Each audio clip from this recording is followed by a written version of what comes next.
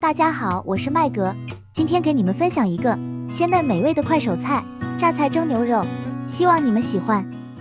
准备1块姜切片，再改刀切成姜丝。1块300克左右的牛里脊，顺着纹路切成小块，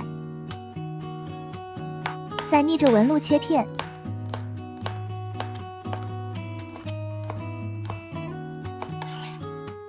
牛肉里加入1汤匙酱油，1茶匙鸡精，1茶匙糖，1茶匙老抽上色，1汤匙蚝油，2茶匙玉米淀粉，混合均匀。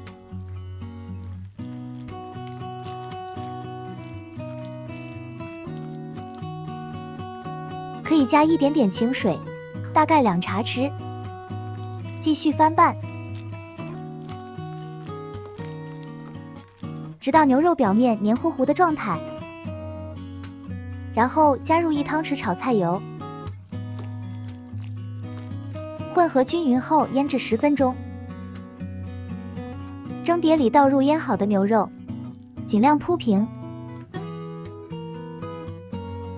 均匀铺上姜丝，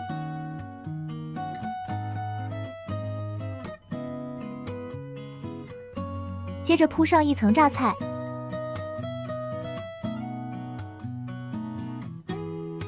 撒上一点点糖，大概半茶匙，最后淋上1茶匙油。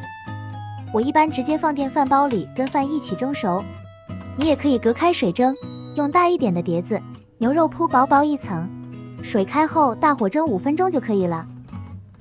我们的榨菜蒸牛肉就完成啦。这样腌制过的牛肉，即使用电饭煲蒸出来，也一样鲜嫩好吃，一点也不干柴。如果你们也喜欢，就赶紧收藏起来做做吧。感谢大家收看，我们下期再见。